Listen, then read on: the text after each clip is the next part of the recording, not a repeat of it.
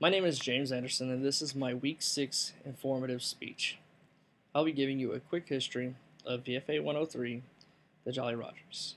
I'll be explaining both the squadron's history and the history of the insignia of the Jolly Roger. Now, VFA 103 is one of the most popular, well-recognized squadrons in the world. The squadron currently sports the skull and crossbones, known as the Jolly Roger. The skull and crossbones imagery is also famous for the association it has with pirates. However, Jack Ernie, the name of the skull and crossbones that represents the U.S. Naval Squadron, VFA 103, has not always been associated with VFA 103. The Jolly Roger was originally attached to VF 17 on the F4U Corsairs. Their first flight was in January 1943. This was the most lethal Navy squadron during World War II. By the end of the war, the Jolly Rogers had racked up 154.5 kills in the skies of the Pacific Ocean. VF-7 underwent changes and became VF-61 with both new aircraft, the F-8 Bearcat, and then further changes throughout the years. However, VF-61 remained the Jolly Rogers only until March 1959 when the squadron was decommissioned. However, that was not the end for the Jolly Rogers. At the time, the VF-84 Vagabonds, flying the F-8 Crusaders, was redesignated as the Jolly Rogers in June of 1959 in order to preserve the history of the skull and bones. Unfortunately, VF-84 would later be decommissioned in October 1995.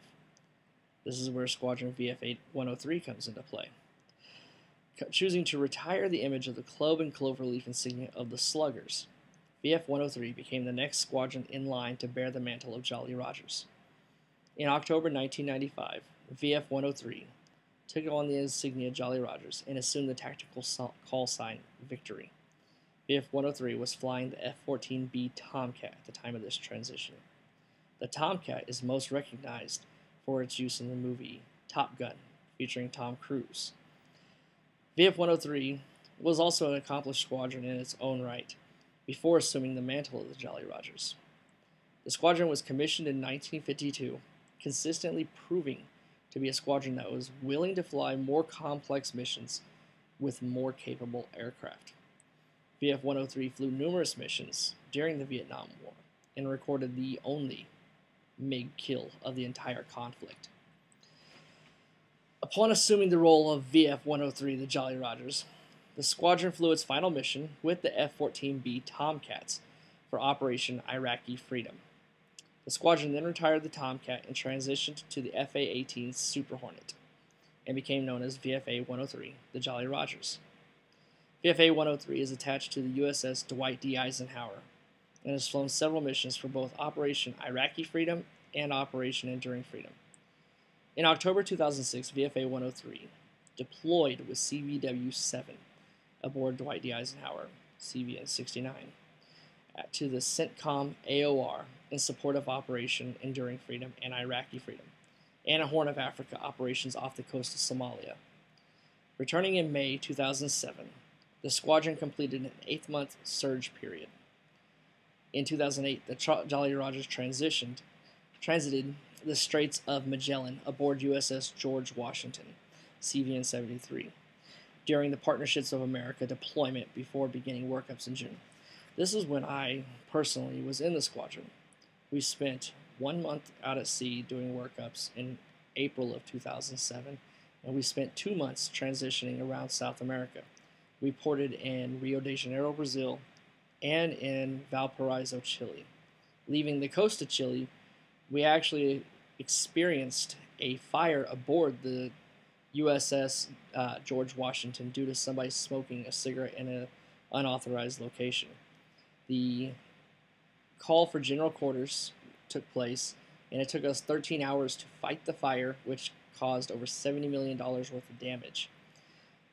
The squadron, a lot of our aircrew, was deemed to be some of the most helpful members during this general quarters due to our quick and rapid response to the call about the fire. After we returned, we started workups and began preparing for our next deployment. We deployed in 2009, upon Dwight D. Eisenhower for what was called Operation Enduring Freedom. During 5 months of supporting coalition ground forces engaged in close combat with the enemy, the squadron led the air wing in kinetic effects. What this means is we had more confrontation than any other squadron.